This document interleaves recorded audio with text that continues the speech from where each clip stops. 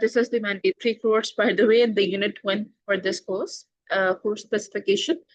This unit develops the learner's understanding of the issues organizations face when operating in a global context. What actually global context mean? That is when a business wants to expand themselves whether from city to city and on the other aspect, country to country. This understanding will allow the learners to review the issues currently impacting on the business organization. Now, you have seen that currently the economic condition of every country is quite worsening day by day. And it affects the organizations as well. And the way business used to work, it is totally different nowadays. Their mechanism, their structure, everything is different.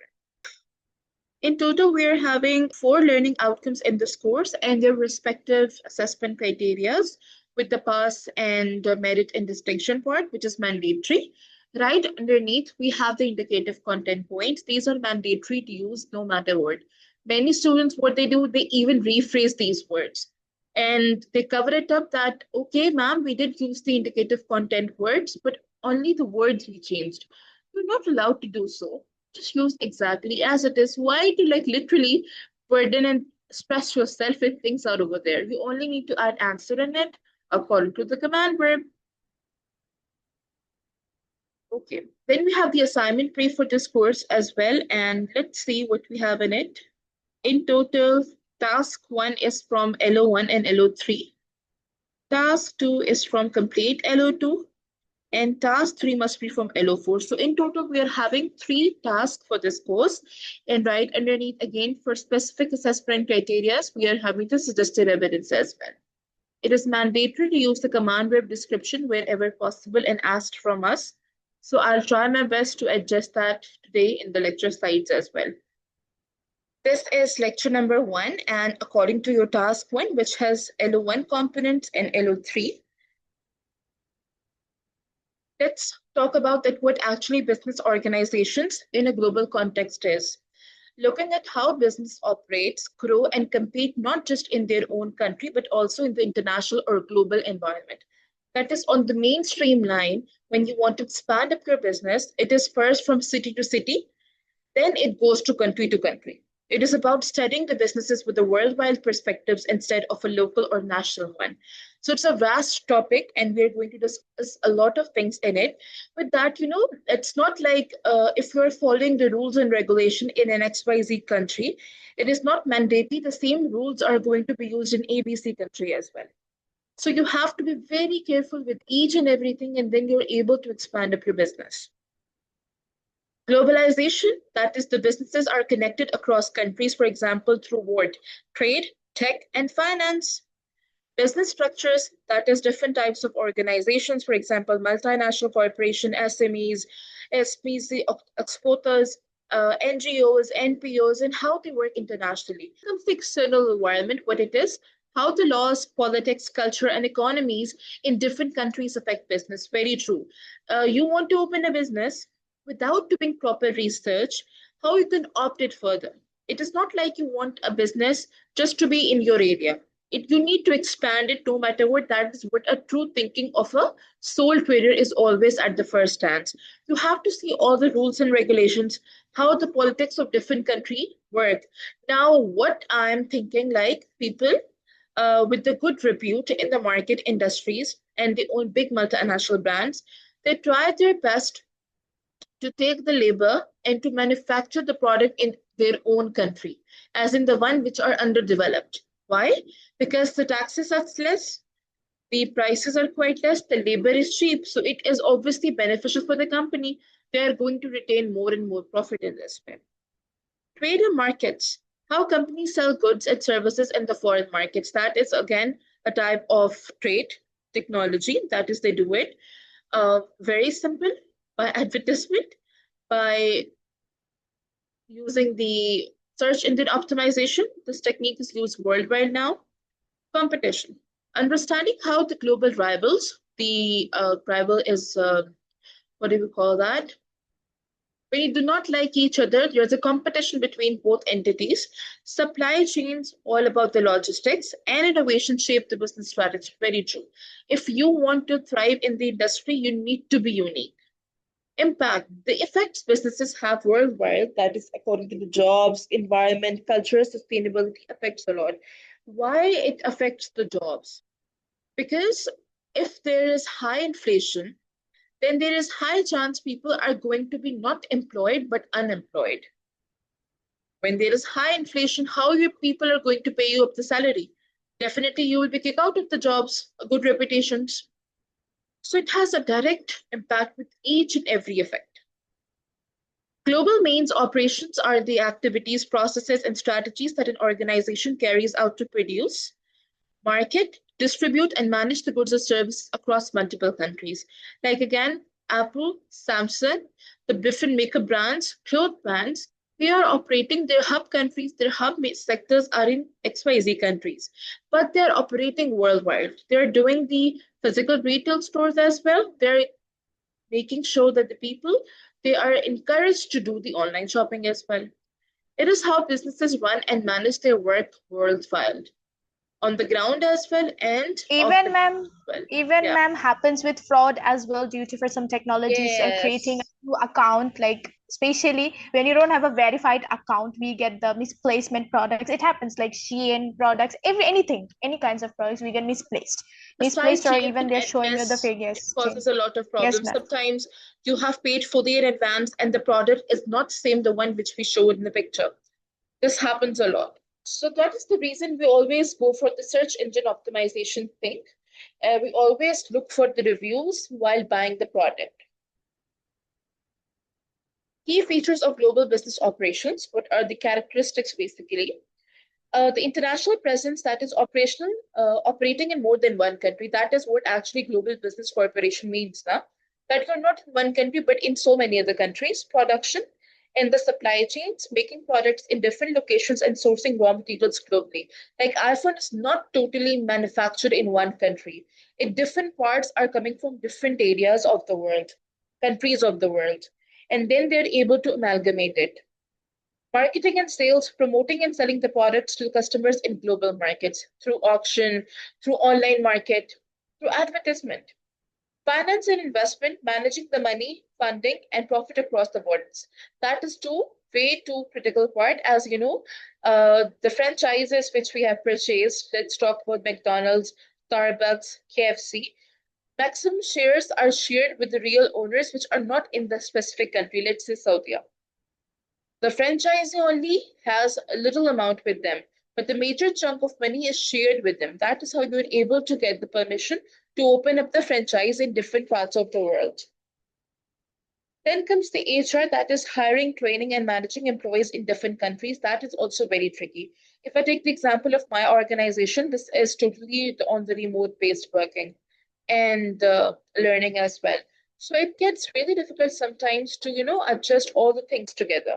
If you are available, it is not usually mandatory that the others are going to be available at that time. So things goes on. Compliance, following different laws, trade agreements, and cultural practices is a very important thing. No matter where you live, what sort of business you operate in, you have to follow the rules and regulations. Why to give someone our weak loop? For example, Apple Incorporated organization designs in the America, manufactures in China, source parts from Japan and South Korea, sells the products worldwide. Then this is the complete system of designing, producing, distributing, and selling across the borders, which equals to global business operation. So what actually global business operation is? It is a complete system, a proper package in which we design, we produce, we distribute, we sell across different borders to borders, country to country, to different mediums of money. Now let's start with 1.1 assessment criteria. It says, analyze differences between the global business organization operating in different sectors and industry. First of all, we have to understand the question. And before that, what actually the command verb analyze means. Whenever this command verb comes, you have to be very careful first by defining the key terminologies in the question asked from you people, then work on the issues, solution, importance. Lastly, if you find any reference of a research, a working model, or anything, do try to link it with your original work as well. The question is the differences of what? Global business organization operating in different sectors and industries. So we are going to work on the global business organization, but the difference is going to be highlighted about the sectors and industries side by side. To analyze, it means break the subject into main parts, examine each part in detail, identify the key issues, and explain how those ideas affect the real practices and the decision making. Use theory to explain why differences exist and why they matter. This is how you're going to fulfill the requirement of the command verb analyze while attempting this question. What are the question? What the question is asking specifically? Break the subject into parts, compare the different types of global organization, explain why and how they are different. Look at the sectors and industry. That is private sector. We work on the manufacturing, hospitality, finance area, public sector, and not-profit as well. That is charities, conservations, NGOs, etc. Compare the organization on these key points. That is first, the legal status, structure and size, what they offer, image. These are the main questions to be asked first and define a definition accordingly. Legal status means ownership, for example, sole trader partnership, limited company, public body, clarity, etc. Structure and size, small versus large, centralized versus decentralized, simple versus complex. We have different types. Sometimes things are very easy for us to digest, sometimes it's not easy. What they offer, products versus service, tangible versus intangible. You're going to give them the product, you're going to get the service. Same way, it says tangible versus intangible. That is, you can touch and feel, and something you can only see the things, not feel it in reality. Image purpose, profit driven, social mission, and the public service, etc. That is the main mission of most of the organization nowadays. Then you have to provide the examples. It can be general, it can be according to the SME, it's up to you. A global car manufacturer, an international hotel chain, a public hospital, an NGO working worldwide. These are the samples of general examples. If they haven't talked or highlighted to use SME, then always go for the general examples. Explain the types of global operation. That is, we have export import, we have franchising, we have licensing, we have joint ventures, subsidiaries, outsourcing, and etc. Examine and compare how different kinds of the global organization work depending on the sector they are in. Like, how is global manufacturing company different from a global bank? What it is. We are comparing it, but the kinds of global organization work, they are different, the sectors are different. How is a public hospital system different from a non-profit charity working internationally? What makes their ownership, structure, size, operation goals differ? So main thing is to highlight differences. Sector definition, I think from here, the indicative content point starts. So the first point is the sector-wise. We have public sector, we have private sector, we have not-for-profit, that is the third sector as well, mainly the NGOs and NPOs most of the time. Organizations that aim to make profit includes manufacturing, hospitality, and other services, financial services, retailers, and tech firms. That is, their main aim is to go for the profit. However, the public sector, government-owned controlled organization delivering the public services for free. For example, national hospitals, public schools, regulatory agencies, aim is public welfare rather than profit. Just to help and clean out the work of the people rather than taking money from them. But we indirectly give the taxes. Not-profit and third sector charities, foundations, NGOs, conservation groups, mission-driven, reinvest the surplus into purpose rather than distribute profits. Many organizations, they distribute the profits. But what we can do just for the sake to help the people who work for you, you can help them by reinvesting the profit. Then the slide 15, legal status ownership, that is liability, who owns how capital is raised. Now let's read it in depth. Nature of the activity, what it means. Goods versus services, intangibility, capital, labor intensity. Goods versus services. Sometimes people want to work on the commodities, sometimes they need to give the services. Then intangibility, the things which you cannot feel, you cannot touch. Capital, labor intensity, human man-made power. We are trying our best to literally exploit the workers and pay them less. Scale and geographic footprint, SME exporter versus multinational enterprise. What it means, the SME exporter, they work on small ground as compared to the multinational giants. Organizational structure and governance, it depends on the style which you opt And the further work is done accordingly, like centralized, decentralized, matrix structure, franchise networks. Regulatory and compliance environment, highly regulated versus lightly regulated.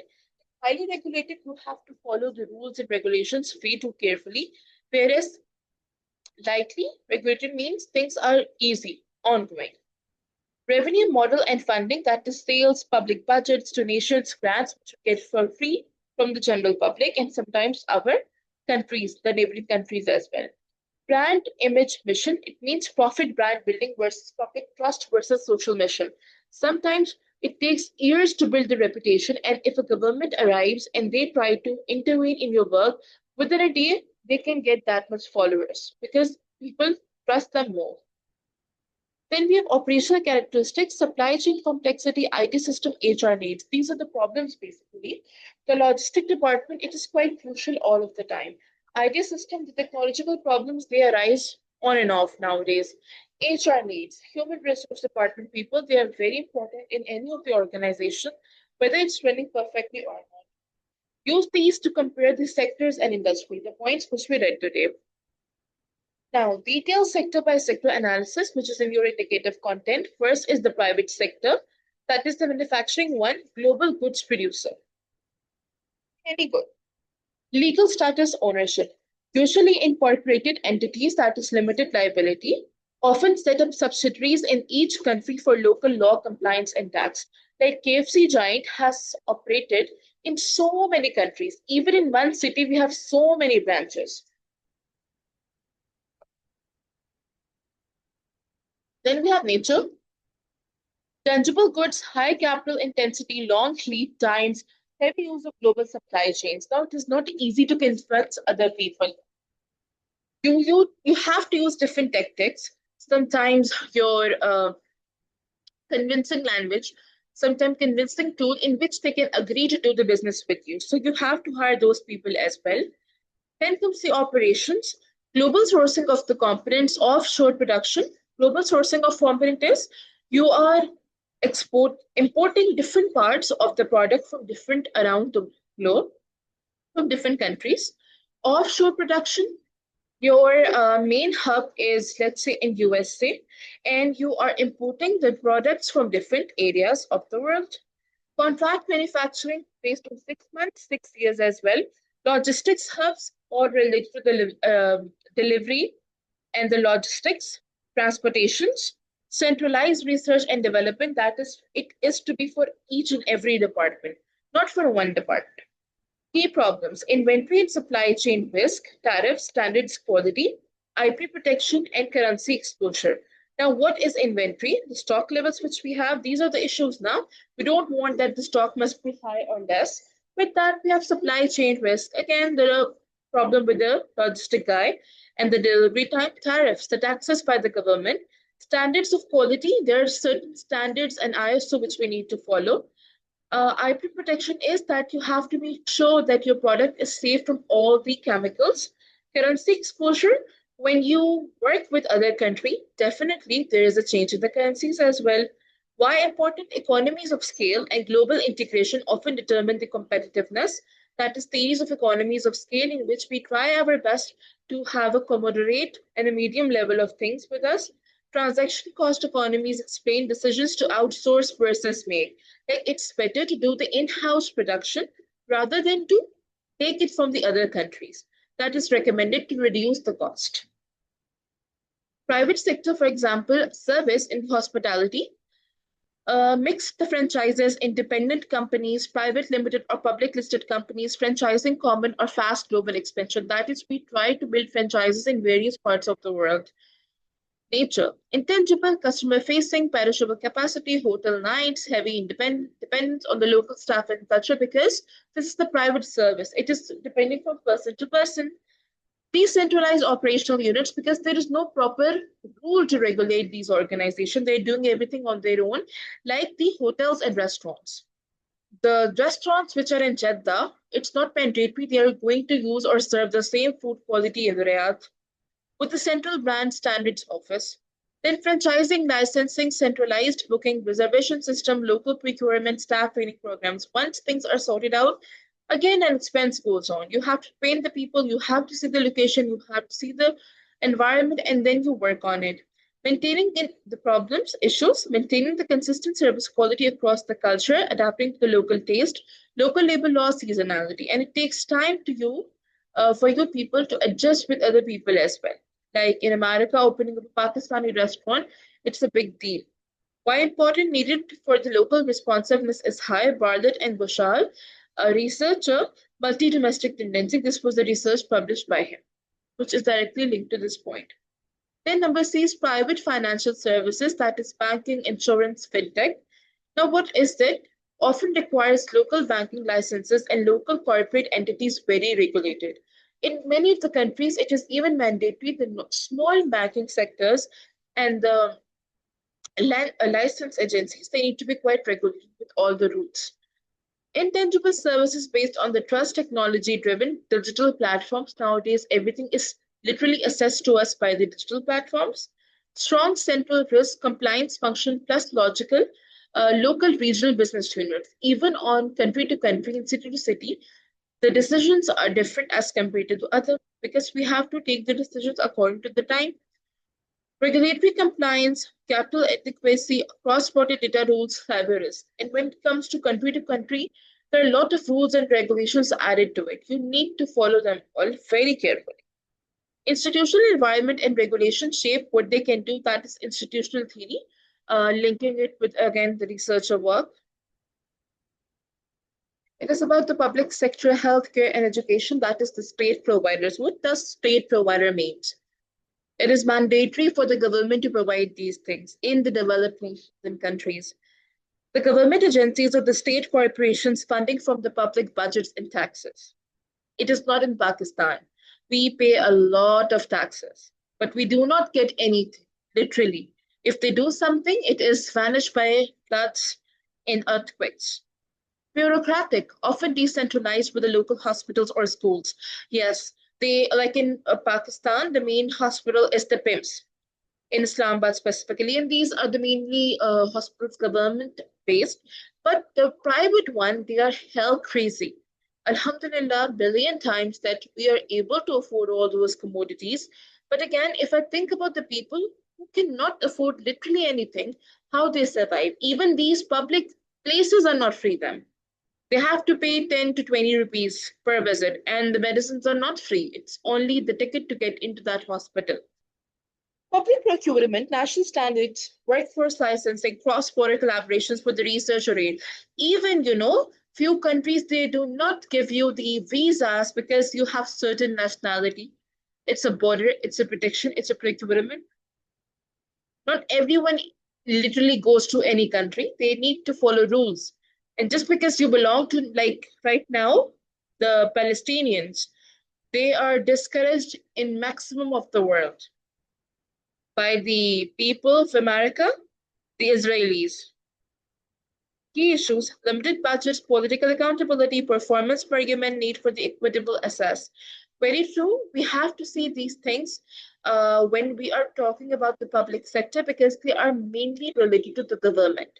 Why important? Different performance metrics, social outcomes over the profit and long decision cycles. Yes, they don't take immediate not the sections, decisions. They take literally way too long and then they're able to take or make a decision. Not for profit NGOs, charities, foundations, non-profit companies, or the trust subject to donor regulatory rules. Yes, they come under these body. Mission-driven programs like education, free education, health, conservation, mixed income donations, grants, services, fees. Headquarters plus country offices, program teams, and fundraising functions often network partnership. Like I gave you the example in the start, the flood victims, the general public, and the NGOs, they are helping directly to these people. The government is sleeping, only doing different workshops, seminars, and taking the pictures with the people.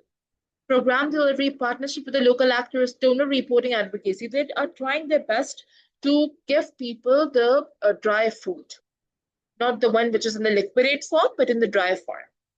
Donor dependence, legitimacy, operating in the fragile context, measurement of the social impact. Yes, it highly has an impact. Resource dependence and legitimacy share the sharpen of the strategy, that is resource dependence theory.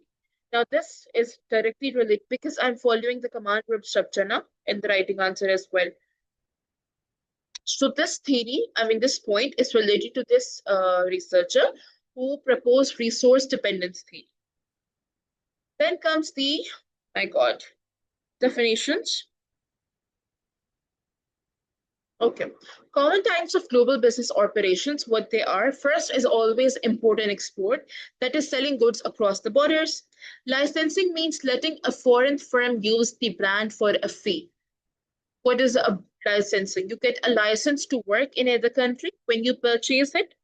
Franchising system means replication where the local owners using brand and SOPs. They are using their names, their style of work, everything, but it is going to be replicated according to a local owner who is going to be mainly a manager.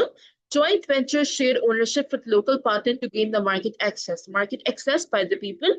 Wholly owned subsidiaries, FDI, foreign direct investments, full ownership of the foreign operations. FDIs are now being encouraged from the Saudi government as well. They have allowed the expats and the other people to purchase the property in their country. Offshoring, nearshoring, what it means, moving the processes to lower cost location, the one in which you're going to get low cost and you can sell the product at high prices. Global supply chain management means coordinating the suppliers, logistics, and inventory globally. Very important thing, like these services, DHL, Leopards, Sky. These are the global and the international service delivery companies. Then comes the what's the point?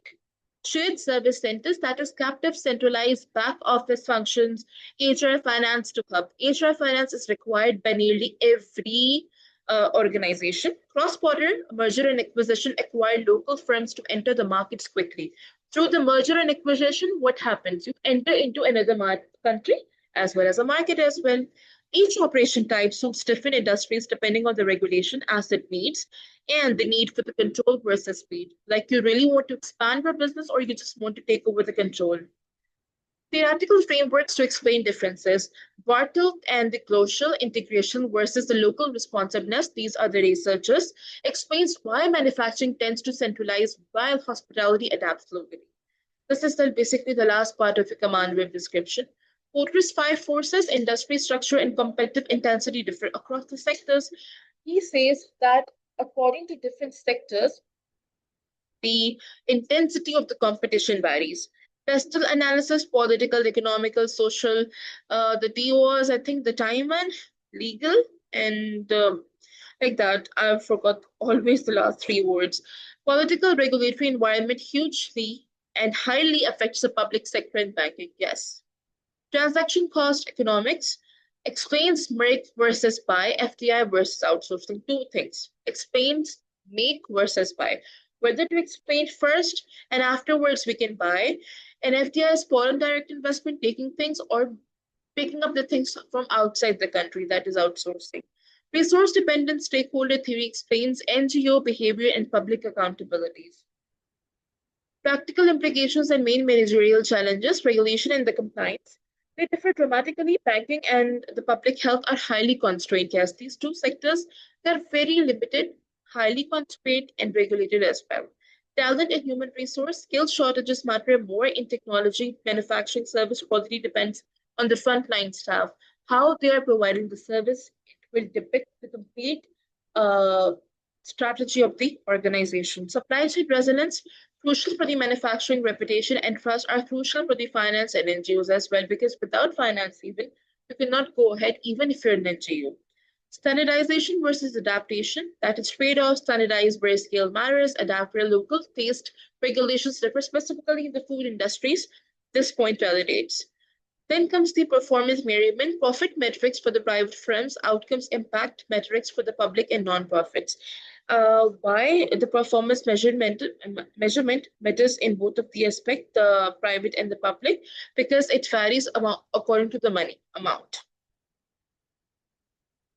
Okay. Yes. Till 23, we're done with the lecture. Then in this course, how we can add up the examples. I did add it that in the end. How to handle SMEs in this unit, unit 1. You have to stay focused on the SMEs that operate globally or have some international activities. I totally forgot the names of those companies, which were SMEs in Saudi, and now they are the international business. Uh, Al Jazeera, yes, Al Jazeera, and two more of the firms. I'll share it. Right now, I'm not able to remember it. These are the sectors of that examples. Then try to compare across sectors, private, public, NGOs. Then SMEs also engage internationally through exporting, franchising, or partnership. Like if I own an SME, let's say for spare parts, which are used in the cars, but I'm an SME and I export the spare parts to Rolls Royce. Again, an SME, but I'm working for a multinational. My contract is with them.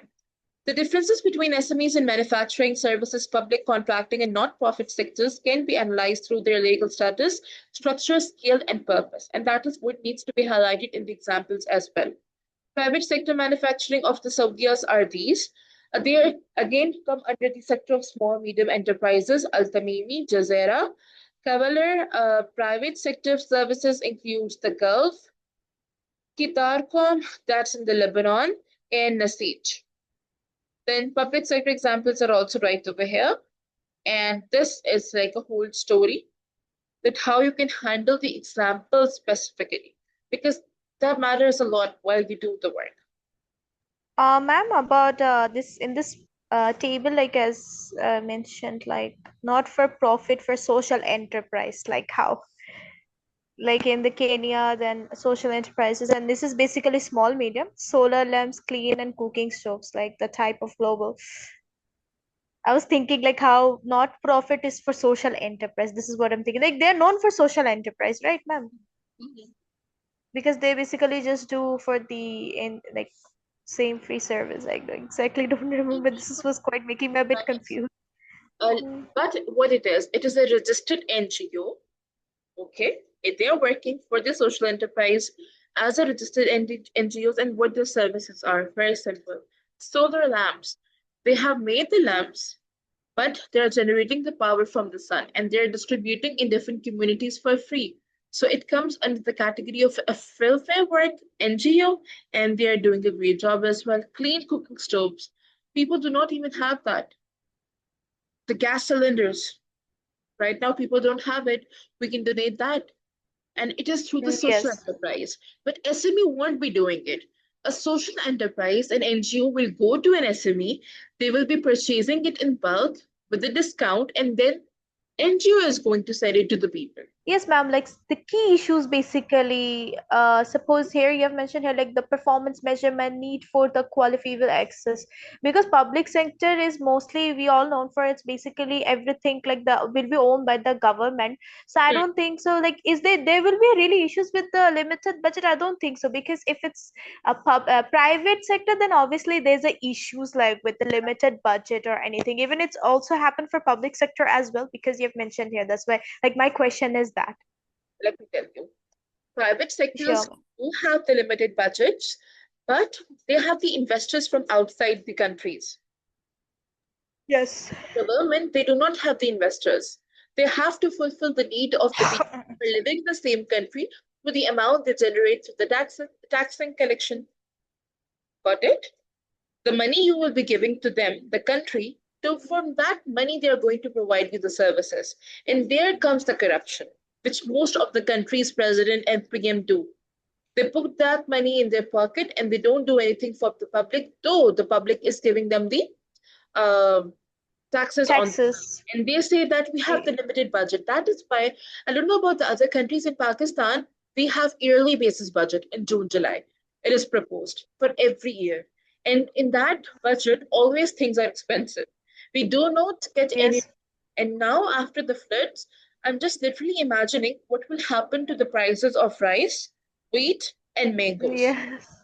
It is going to be like Yeah. skyrocket. So what will happen to Yeah. the people who are literally, at the lower levels, janitors, which are working, how they will be affording things. Yes, ma'am, that is true. So, Ma'am, another slide which is common types. Can you just show it that over there? uh, Maybe I'm having an issue. Ma'am, there's a point, wholly owned subsidiaries. Yeah. This one. Wholly owned Yes, ma'am. subsidiaries are actually the foreign direct investments in which country they encourage the other country's participant people, government, and private ownerships to come into their countries and buy properties. That is what Saudi has started to do.